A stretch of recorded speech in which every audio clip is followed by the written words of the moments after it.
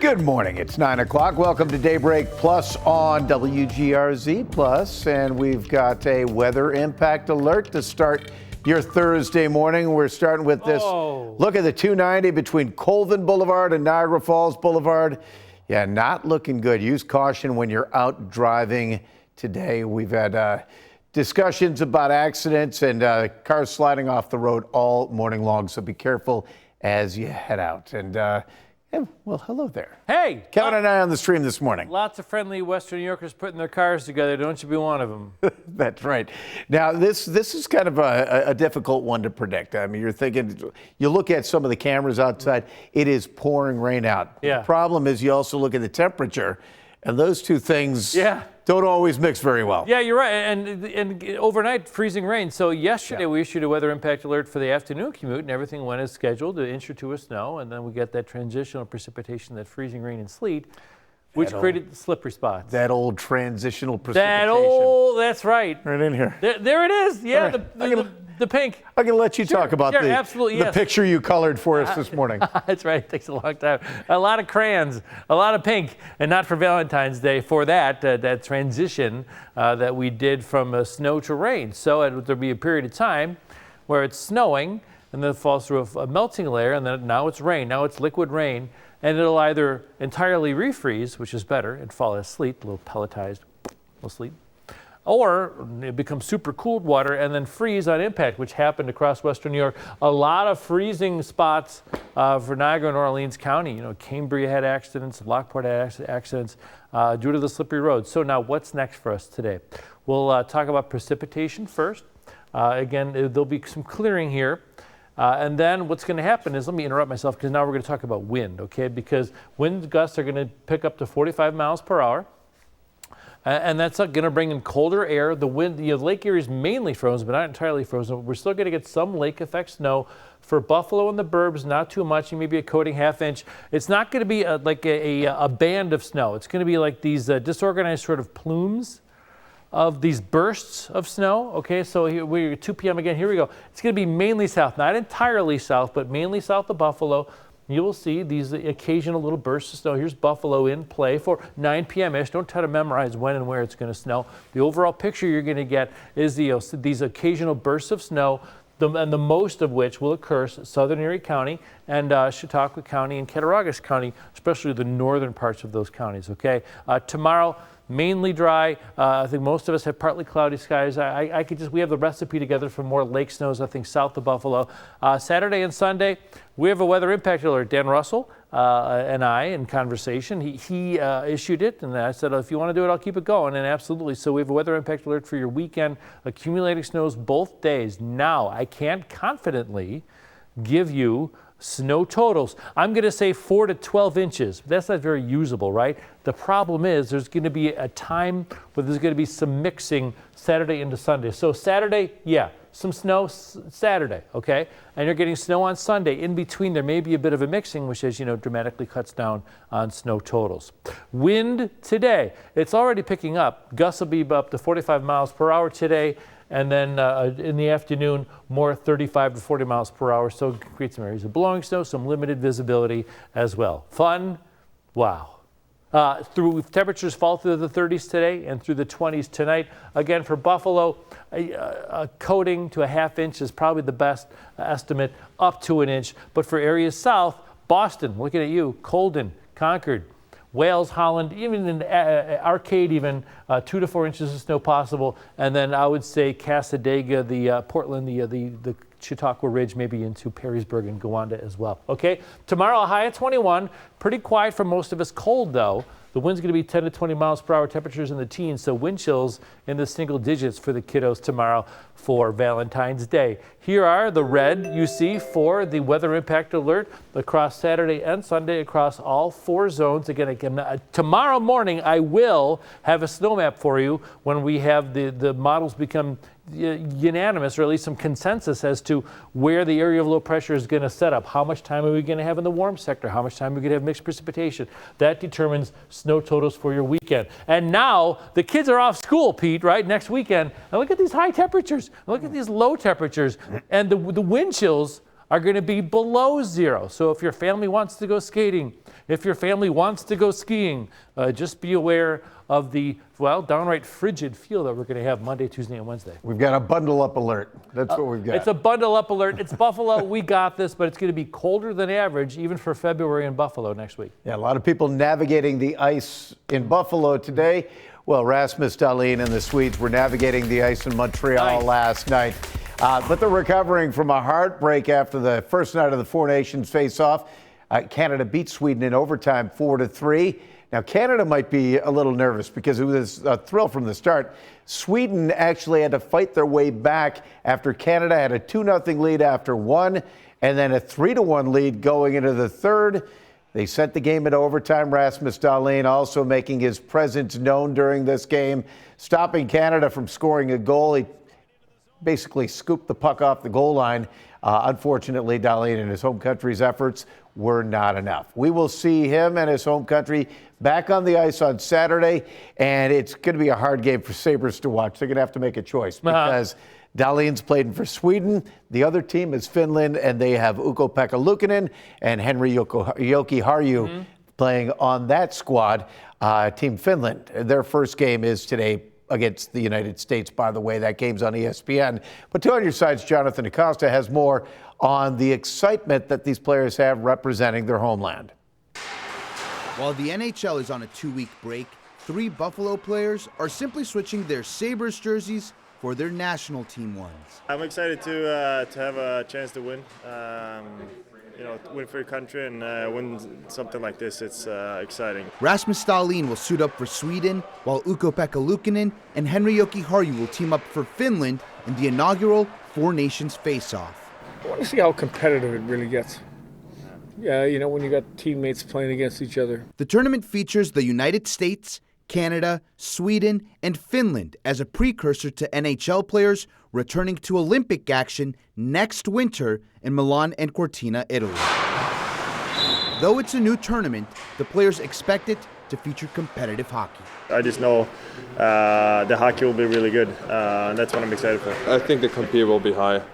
It's a tournament that everybody wants to be part of. It's it's a really unique opportunity for everybody. It's the first time in a long time, and it's best on best hockey, and I think that will show in the compete on the games. A key reason for that will be the pride the players are taking in representing their countries. From Dahlin, who's done it before with Sweden. I grew up, weren't able to watch NHL. All we watched were Swedish league and national team. I know how much it means for me, and it means the same amount for everybody, for sure. To Luukkonen, who will be on this sort of stage for the first time. It's a big thing for me. It's going to be the first time I'm going to be representing the men's national team level. So, it's been a long time since I've been playing for the Finnish line jersey. So, it's going to be a really big thing for me. And one game for Sabres fans to circle on their schedule, February 15th, when Finland and Sweden face off. Dahlin, Luukkonen, and Jokiharju normally on the same bench, this time on opposite sides of a fierce rivalry. That kind of brings out some, extra emotion to the game when you play against Sweden. I've played national team before and played against buddies like that. Just to be able to play best on best, it's going to be fun. All right. It's like when you and I get out on the floor That's hockey right. court, Right out there, man. Well, yeah, no offense, fellas, but you're rooting for, as long as the Chiefs don't win. That's a very good point. Well, we learned yesterday that there is a lot more international hockey on the way. Check this out. The World Cup of Hockey will be returning 3 years from now in 2028. The goal is to get NHL players playing for their countries every 2 years in February. And with there already being a commitment, as Jonathan mentioned, for them to play in the Winter Games in 2026 and then again in 2030. I have a question. Yes. Why is there no Russian team just because because of the Russian conflict, the Ukrainian war? Is that why? Well, yeah, they were banned from international competition. Oh, okay. Well, there you go. Yeah, so that's why they're not there. And the other, Germany's got players. Oh, in the yeah, NHL. Draisaitl and But those other countries don't have enough teams or enough players to collectively put. So if you did North America versus Europe, maybe, but there's something. I'm half German. I'm in. Yeah, There you go. All right. We are also celebrating Western New York. Valentine's Day is almost here. And if you're still looking for something fun to do, here's an idea for you. You can get on the ice as well off the roads. Evergreen Health is hosting a Valentine's Sweetheart Skate at Rotary Rink in Fountain Plaza, downtown Buffalo. The rink will be open 11 until 9 tomorrow. Free ice skating and free skate rentals. Plus, the first 214 skaters will also get a Valentine's cookie from Lola's Bake Shop, and there will be giveaways as well. And with a lot of kids off for winter break, Canalside is offering free open skate every weekday next week from 10 a.m. until noon. And that's all thanks to funding from Project Play Western New York. Now, are you a skater? I can skate. I can't stop. Well, that's why they put the boards up. Yeah, or kids. The kids are quite often They're easy. more forgiving than the boards. They're fine. They'll be fine. That's the best way to stop. All right, Mom and Dad, make sure your kids have helmets on, just in case he shows up. All right, well, now we are still in the middle of winter, right? But we're also talking about warmer weather and spring and summer concerts. Country legend George Strait is coming to Western New York. He'll be performing at Highmark Stadium on June 14th, along with other country royalty. Parker McCollum and Chris Stapleton also hitting the stage. Tickets go on pre-sale next Tuesday. And as far as George Strait goes, country legend, and this is, I think, only one of 4 venues he's going to be playing on that tour. So you're going to get a lot of people with a lot of interest and quite the span of country fandom. Oh, yeah, absolutely. The old schoolers from the early 90s to today's country fans. Yeah, it's going to be great. And think of the moneymaker now, because people, like you said, there's only a few shows they're doing. So people are going to come from other markets. Your Canadian country fans are going to come on down and enjoy your stay in Western New York. Yeah, come on down for the summer and spend your money. I'm going to get a block of hotel rooms and then sell them online. Beautiful idea. All right, stay with us. We're going to take a quick break now. You on your side, we have 2 words that say it all. Thank you. Thank you for watching, for streaming with us, and for trusting us to bring you the news, weather, and stories that matter to Western New York. We're proud to be on your side. Welcome back. Well, talents have gathered in New York City, getting ready for Sunday's big SNL 50th anniversary special. This is depressing because I remember when it came on the air. Oh, no. Yeah, so it's not just the writers getting together, though, the cast members and celebrity guests preparing. It's also the show's unsung heroes. You know, the team that writes that cue cards up, all of those cue cards. NBC's Mark Barger has a behind-the-scenes look. I got no cue cards, man. What am I going to do?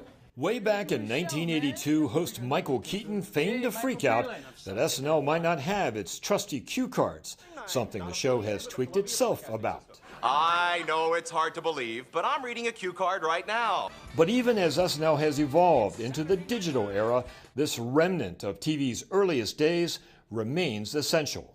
The show would truly not be able to run without them. That's because sketches are constantly being revised, even while the show's on air. Make those changes fast, make them accurate, and swap them out and keep them all in order. I don't know how they do it. Wally Ferriston knows. It's all about spacing. He's been doing it for 35 years. Wally, lower the cards. He leads a team of 10 who write, keep track of, and update roughly 1,000 cue cards per episode. The host for SNL each week is in black. They're the only one that's in black, so they know their lines stand out. And then the other cast members share red, blue, green, and brown. Occasionally, rookie hosts start their week mistakenly thinking they'll memorize everything and won't need cue cards. And then on Friday, they'll kind of come up and say, hey, if I wanted to use the cards, where would you be? And by Saturday, they're like, all right, I'm using the cards, because they just don't understand how much the show is rewritten and changes. It's basically too much content to rely on teleprompters that aren't always reliable. So they break and things happen. So cards don't break. But that's not to say the cue cards are immune from trouble. The cards fell down. The cards fell down? Yeah. That's like your full nightmare, Wally. That happened on Late Night with Seth Meyers, and SNL 40 was nearly disastrous. I wasn't smart enough to wear sneakers instead of the tuxedo shoes. So not only was I holding like these sets of cards that were 100 cards, I was slipping because the shoes were slippery. Ferriston's braced for Sunday's SNL 50 special that could have as many as 2,500 cue cards, requiring 5 extra staffers to manage them. I'm excited. I'm nervous just because of the amount of work it is, but it's special. It really is special. And special for me to say, almost. Live from New York, it's Mark Barger, NBC News. Boy, Kev, it's a good thing we don't use cue cards. Huh? Just kidding. Yeah, did you see the Today Show is doing a bracket this week? Oh yeah, the greatest skits, and now they're down to the final 4, or they may have gone through them by the time you see this. But the final 4 were Church Lady, Cowbell. Okay. Another Will Ferrell, Down by the River. Down by the River. There's another Will Ferrell one they were talking about. And Celebrity Jeopardy. Oh, okay. The one where Norm Macdonald is Burt Reynolds. Oh yeah, okay. That's fantastic. Do you May have a rest favorite? in peace, Norm Macdonald. Yes, indeed. Do you have a favorite? Oh man, I miss Norm Macdonald being the Saturday Night Live host. He took a lot of chances. The host, the anchor, the news anchor. He took a lot of chances. Oh yeah. Took a lot of slack. It's hard for me to think of a favorite. I think everybody thinks like whatever the Saturday Night Live's team was when people were in their 20s. Yeah. People are locked into that was the best, man. Candygram. That was the best. Oh, that was a good one too. Yes. Yeah, but I remember I just stay up late when I was a teenager and watch that. And Shark, Samurai Classic. Butcher with Yep. I mean the Belushi cast is always going to be my favorite. They're See? the original ones. Yeah. But there's some. When I was looking through that list, there's been some great bits over the years. So I have some obscure like Phil Hartman. Just so great with everything he did too. Yeah, no doubt. All right, well, Orchard Park residents, guess what? You're going to be able to voice what you want to see around the stadium. The town is going to use $100,000 in state money to take a look at what should be developed around the new stadium. Parking. Yep. The Stadium Area Comprehensive Development Study will pinpoint the areas that'll be most affected by the new stadium and decide what types of development would be beneficial. But Orchard Park Council members say that they want to hear from the people who live and work in the area. The town board plans on making, further adjustments to, the zoning map, and we'll hold, that additional public meeting to address any concern that they have, but the public comes first. He's looking off screen, reading from the cue cards. Yeah, why is he looking over there? He set up that zoom shot. There you go. But anyway, the comprehensive plan should be done by June. But you say parking. Parking. Yeah. We need parking. We don't have enough places to park. I'm a season ticket holder, and we don't have enough places to park. And with the new place, we're going to need places to park. So I don't know how quickly they're going to turn the old stadium into a parking lot, but I'm all for it. Yeah, well, there you go. I mean, but you crunch in all the parking lots closer. It kind of restricts the tailgating area as well. So you'll find a way. You'll find a way. I'll find a way. Yeah. But they're also talking about something like they have in Foxborough, with a big mall around it, or in Green Bay around Lambeau. I've been to both, and they're kind of neat. But they're. The one in Foxborough seems like a huge outlet mall with a stadium. Okay, see, plopped in the that's middle. the thing. Lambeau, they've built this kind of outer shell around the original stadium. Okay. And it's got a Packers Hall of Fame in it. It's got restaurants which are open year round. It's got, I mean, it's kind of a neat setup they have there. So I'm on board with something more like that then. I don't want a built up sort of like a strip mall kind of a thing, or a bunch of, let's bring in, with all due respect, let's bring in an Applebee's and a Chili's and have that. So, I don't want that to happen there. I think a Bills Hall of Fame would be kind of cool inside there, an interactive type of thing. Right, Bills Hall of Fame, a couple wing spots and do it up. But again, we need places to park, because if you built that up too much, then people are going to, I don't know. That'll be the Tailgaters Hall of Fame. Where they park. All right. Well, we've got some weather to talk about as well, because it's been kind of active today, to say the least. Yeah, that's the thing. This is a really, really fun job if there isn't a lot of weather. He hates when we make him think. Oh, man, I tell you. And by the way, Patrick's fine. He'll be back next week. He's talking to me tomorrow as well. And tomorrow, well, today and tomorrow, we're going to be talking about weekend snow. as well. So yeah, weather impact alert. We issued one for the morning commute. And talk about you had a dicey drive as well. Yeah, once I got the igloo chipped off of my car and got on my side street, right? That was a skating rink all the way to the corner up to Military. And then, you know, as I was getting on the expressways, wet roads, but on that on-ramp from the 198 to the 190, that's where the ice was built up, and I did a little fishtail on that. Okay. It's, you know, when you see a fishtail as you're approaching the river, it gets a little, little nervous there. I have an icy driveway, and my house is on a hill, so it's fun. You sort of just like, you can glide down. And I've had this where I have to like get a Sherpa to get back into my house because, yeah, it's icy like at like a 15-degree pitch. It's interesting. You're in the car and it's like a bus. It really is. So I fishtailed on the way to work too on Pleasant View in Lancaster by the high school. Yeah, I shouldn't be sideways. That's not good. I should tell people about this. And so we consulted. We did a weather impact alert just to give you a heads up for the icy driving. So as you watch this now, let's look forward. So future look, what is next? I'm going to let future look go. Don't try to memorize when and where it's going to snow. The moral of the story is there'll be some bursts of lake effect snow. There'll be more snow for areas south. I think 2 to 4 inches are a good possibility for the next 24 hours. 4, and I'll let future look go eventually.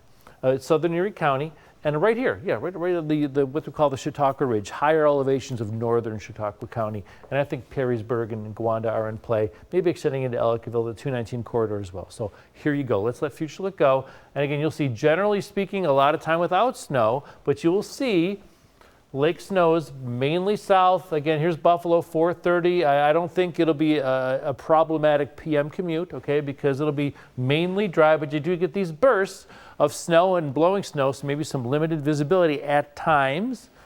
And then tonight, again, you see lake snows. Here's 10 p.m., so lake snows again south. But again, in future look, we'll bounce around a little bit with exactly when and where you're getting the snow. But basically, it'll be these plumes, these bursts of lake effect snow, mainly, not entirely, but mainly south of Buffalo. The temperatures you've noticed have fallen through the 30s and then through the 20s. Here's your overnight temperature. Let's fast forward to Friday morning. A wind is going to pick up. It already has. A gust up to 45 miles per hour this morning and between 35 and 40 miles per hour this afternoon. Tomorrow, wind will be 10 to 20. Not a big deal, but combine it with temperatures like this, and the wind chill is going to be in the single digits for the kids at the bus stop. Temperatures tomorrow will make it to about 21. And again, I think it's not being depicted, but look at this. Wind, cold. I think some more lake snows are possible south, okay? And the National Weather Service, whom we admire greatly, has issued a winter weather advisory for Southern Erie County, Chautauqua, and Cattaraugus County due to 4 to 8 inches of snow over the next 48 hours, okay? Now, the weekend, here comes snow, and that's why Storm Team 2, Dan Russell, and I'm keeping it going, has issued a weather impact alert for your weekend. There will be accumulating snows for you on Saturday. The high-res model ends. There'll be more accumulating snows on Sunday as well. In between, there may be a mix, so I don't have a weather. I can't confidently give you a snow total yet for your weekend. I'll have that for you tomorrow for the next 24 hours or so. 2 to 4 inches for the higher elevations of Southern Erie County and the higher elevations of northern Chautauqua and Cattaraugus County. So 38 today, 21 tomorrow. Again, some lake snows are possible southeast of the lakes. And the zone forecast looking like this. We got the red up, and it's not necessarily a lake effect event. There'll be some lake enhancement, but it's going to be a large-scale area of low pressure moving its way all across western New York. And we're all getting some snow. And again, a generalized range, 4 to 12 inches, which isn't a very usable range. Right. Because there may be some. So stay with me tomorrow when the weather models are coming together with agreement. Then I will confidently project your snow totals for the weekend. All right, lake snow, isn't that thing frozen yet? Just about. Mainly frozen, but there's just enough. And it's going to, by the way, cold next week. All right. Well, there you go. Just in time for winter break. Yepper. Have a great day, everyone.